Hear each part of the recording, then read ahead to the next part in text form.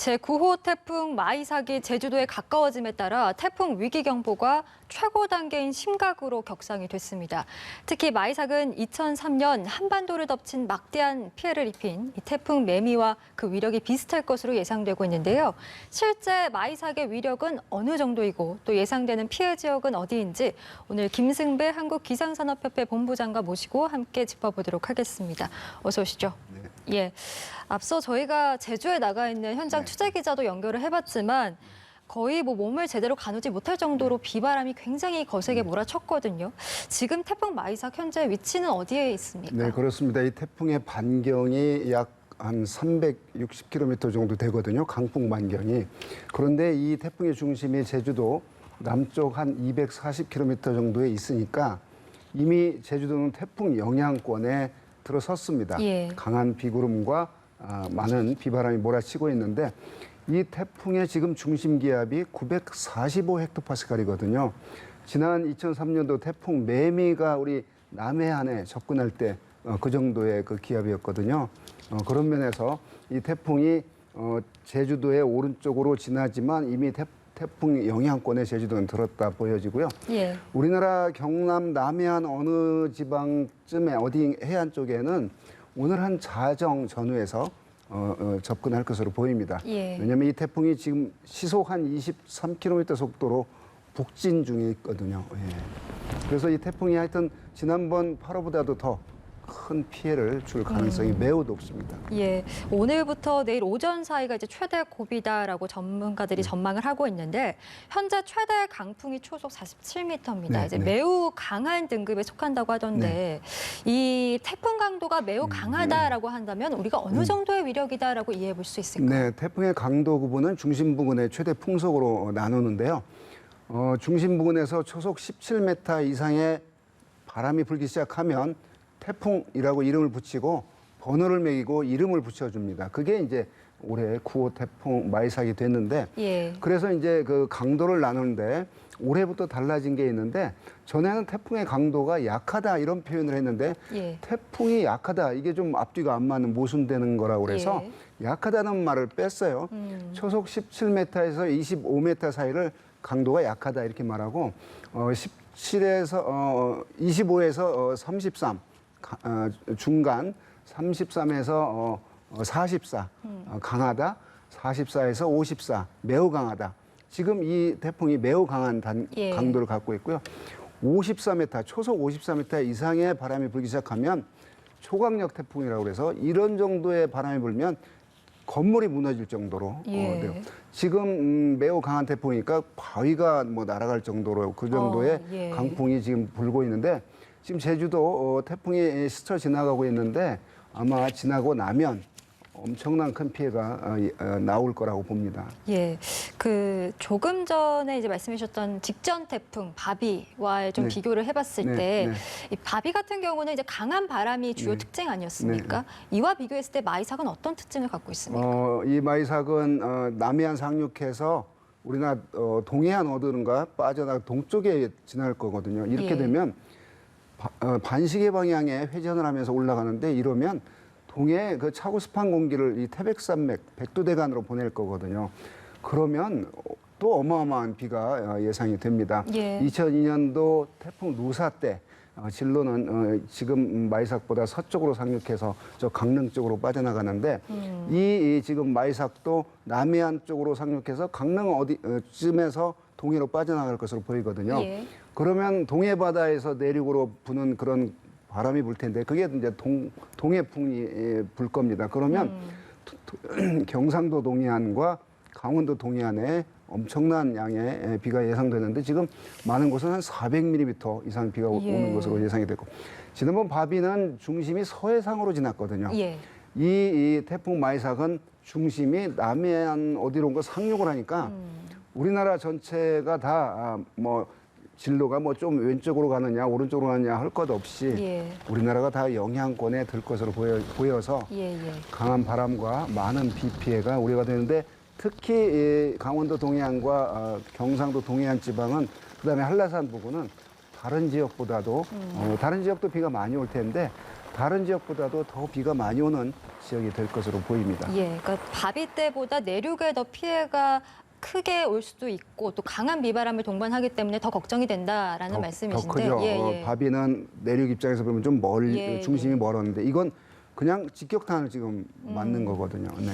예, 근데 여기다가 또 더해서 이번에는 폭풍해일 가능성까지 네. 점쳐지고 있더라고요. 이렇게 되면 특히 해안가 같은 경우는 침수 피해가 우려되는 상황 아니겠습니까? 그렇습니다. 2003년 태풍 매미가 이와 유사한 진로를 제주도 동쪽 지났고 경남 남해안으로 상륙해서 동해안으로 빠져나갔는데 자, 이 남쪽에 하루에 2번씩 간만의 차가 있기 때문에 밀물대가 있습니다. 그래서 바닷물의 수위가 천문 현상에 의해서 높아지는데 이때 또 945 헥토파스칼 가량의 강력한 저기압이 다가오기 때문에 예. 저기압은 기압이 낮으니까 바닷물이 이렇게 위로 올라오거든요. 고기압이 있으면 위로 눌러줘서 바닷물이 높이가 낮게 예. 되는데 자, 이 천문조 달과의 관계에서 이게 높은 그 천문조 시간에 태풍이 몰아닥치거든요. 예. 그게 저녁 시간대 되거든요. 아, 예.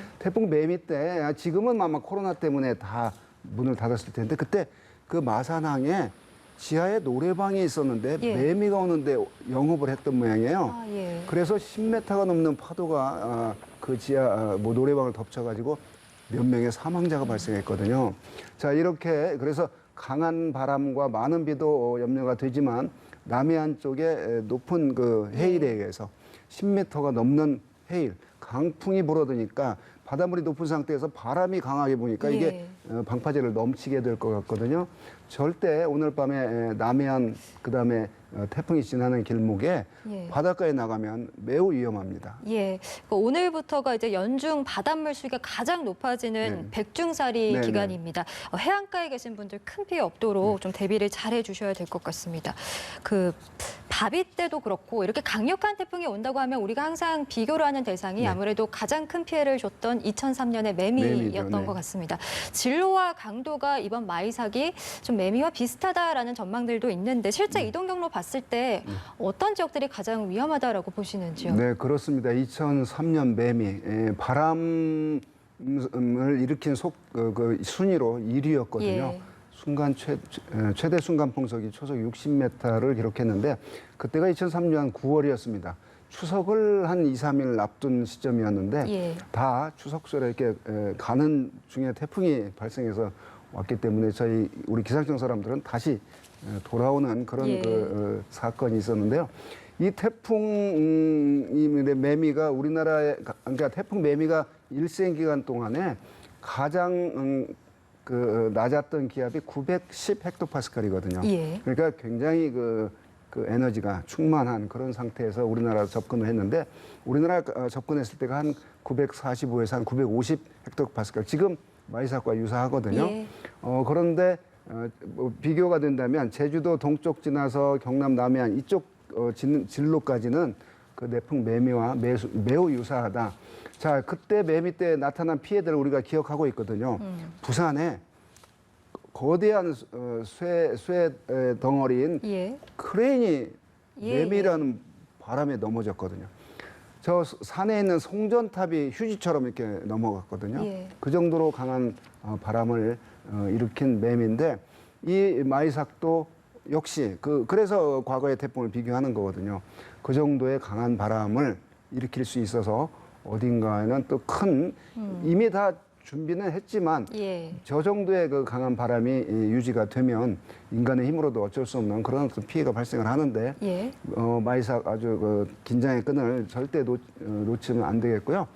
재산 피해는 재산 피해지만 예. 소중한 인명 피해거든요.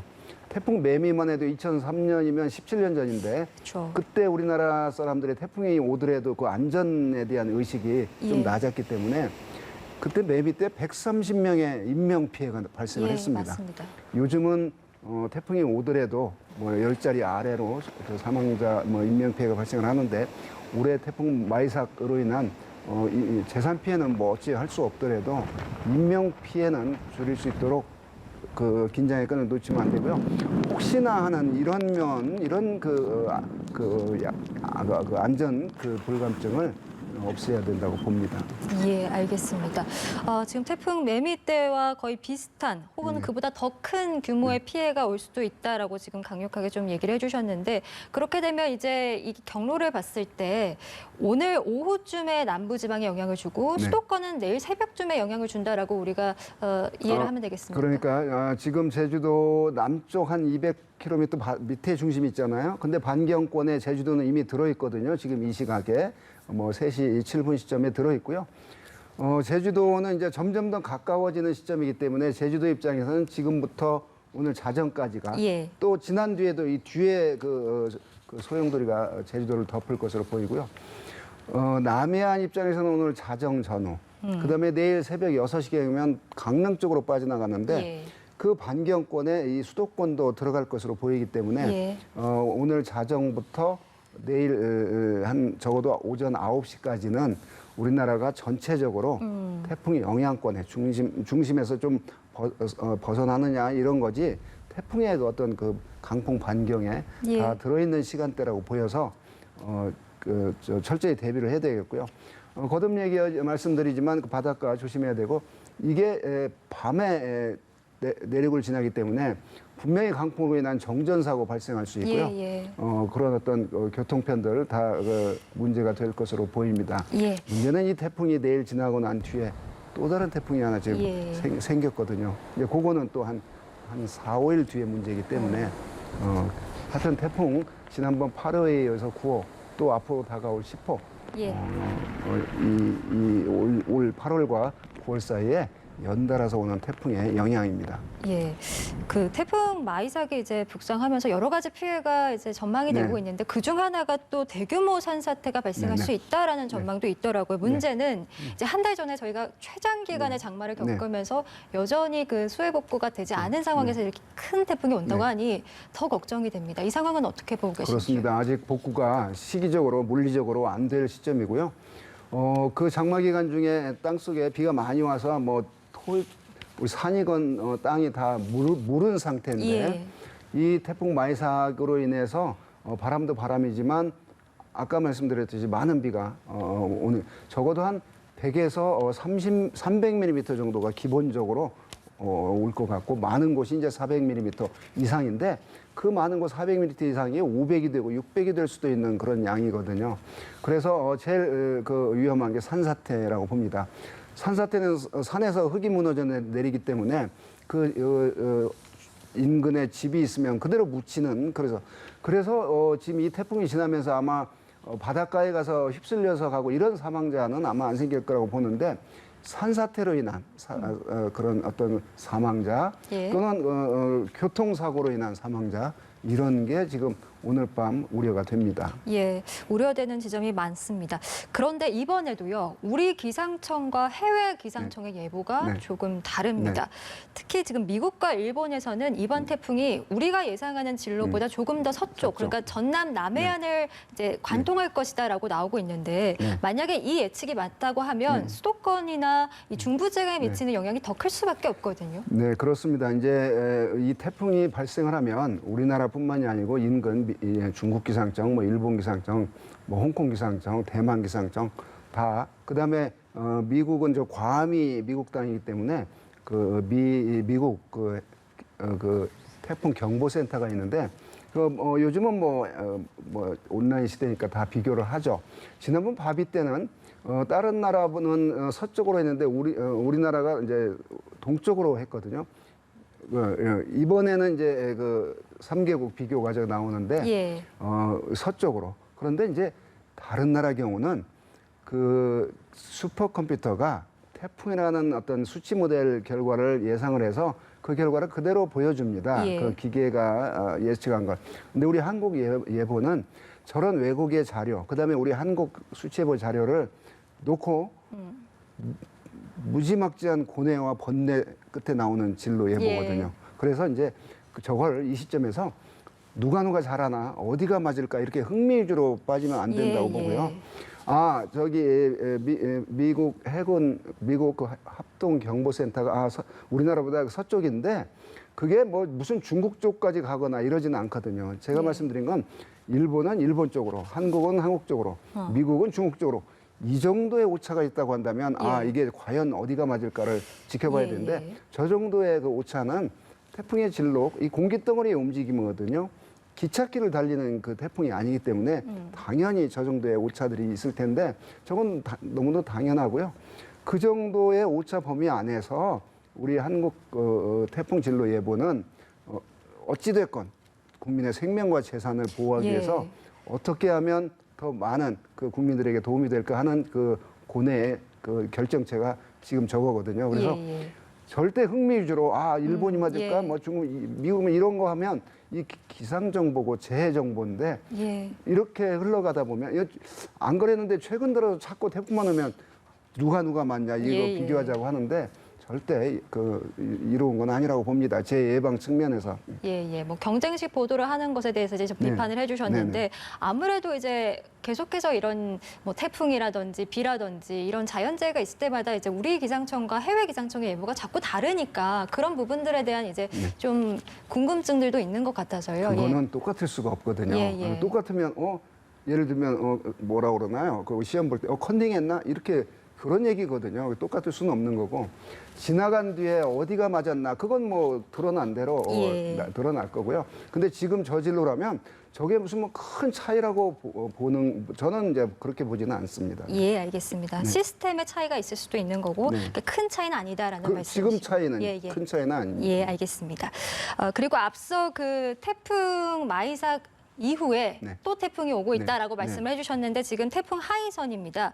이 하이선의 진로는 어떻게 좀 전망을 하고 계신지요? 네, 하이선 아마 바다에 따신 해신을 중국 발음으로 하이선이라고 하는 것 같은데요. 중국에서 제출한 이름이고요. 이 태풍은 아직은 규모가 그렇게 크진 않고 일일 어저께 저녁에 발생을 했는데 이제 힘을 키워가겠죠. 그런데 이게 일본을 그 남쪽 그 규슈인가요? 거기 섬을 지나서 우리나라로 접근할 가능성이 매우 높거든요. 예. 자, 이러한 진로 예측이 가능한 게 한반도 주변에 지금 현재 기압 배치가 그렇기 때문에 그렇습니다.